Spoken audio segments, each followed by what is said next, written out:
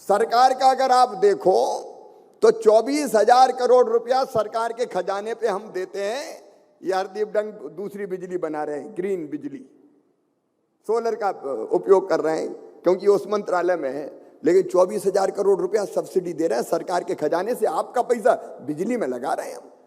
अगर हर एक व्यक्ति सोच ले कि जितनी जरूरत है उतनी ही बिजली जलाएंगे तो मेरे प्रिय बहनों, भाइयों, बेटा बेटियों, हम लगभग 4,000 करोड़ रुपए की बिजली आसानी से बचा सकते हैं। तो सरकार का तो बजट का पैसा बचेगा और स्वामी जी ने जो हमको कहा कार्बन गैसों का उत्सर्जन बचेगा, कम होगा तो पर्यावरण बचेगा।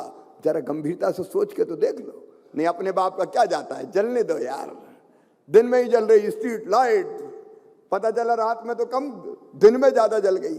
अब इसमें कितना नुकसान होता है, कभी हमने कल्पना की है क्या? और इसलिए अलग अलग तरह की कई चीजें ऊर्जा संरक्षण के लिए है।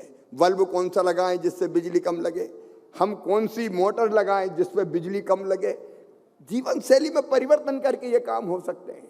तो एक जीवन शैली में परिवर्तन का काम, दूसरा हमारी सांस्कृतिक परंपराओं का उपयोग। अब ये गोवर्धन पूजा उसी तरफ तो संकेत करती है कि तुम कर क्या रहे हो, प्रकृति का नाश किए जा रहे हो, इसको बचा लो, क्यों जंगल कटे। अब हमने ग्रीन सिटी के कॉन्सेप्ट को अभी आपने सुना मध्य प्रदेश में हम उतारने की कोशिश कर रहे हैं, उसकी कोशिश। और तीसरा, जितने पर्यावरण प्रेमी बैठे, मैं आज सबको अपील और आह्वान कर रहा हूं, मेरे मित्रों, केवल एक दिन गोवर्धन पूजा करने से काम नहीं चलेगा।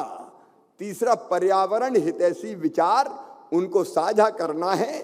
तो हमारे पर्यावरण मंत्रालय या अंकुर जो हमने पोर्टल बना, भेजिए। और कौन कौन से काम करना चाहिए, छोटे छोटे काम करके हम बड़ी उपलब्धि हासिल कर सकते हैं। इसलिए मैं आप सबके विचार भी आमंत्रित करता हूं, क्योंकि आप पर्यावरण प्रेमी हैं, आप पर्यावरण बचाने वाले हैं। आप ऐसे ही भाषण सुनने नहीं आए, आप कुछ ना कुछ कर रहे हैं।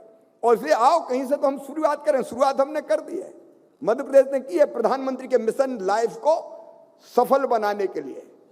और आज एक जो मैंने बताया कुछ चीजें, 3 चीजें ये, लेकिन मैं दूसरी बात भी कर रहा हूं। पर्यावरण को बचाना हमारी अनिवार्यता है, हम जानते हैं, लेकिन इसके साथ साथ विकास, लोगों की रोजी रोटी, वो भी जरूरत है।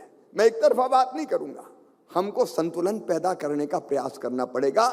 हमको बिजली भी चाहिए। आज अगर कोई ये सोचे कि बिना बिजली के काम चल जाएगा, तो बिजली के लिए हम लोग थर्मल के मुकाबले हम कैसे सूरज की बिजली बनाए उस पर जोर दे रहे हैं। मध्य प्रदेश में एक पावर प्लांट हमने रीवा में लगाया 750 मेगावाट का।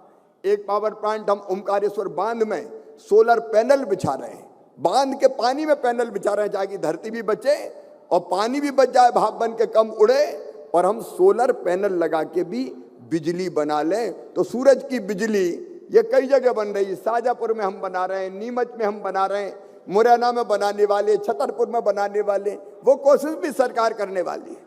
तो वो कोशिश भी हम करते रहें लगातार, ताकि हम ग्रीन एनर्जी और क्लीन एनर्जी का प्रयोग करके अपनी धरती को और पर्यावरण को सुरक्षित बचाने का काम कर पाएं। ऐसे एक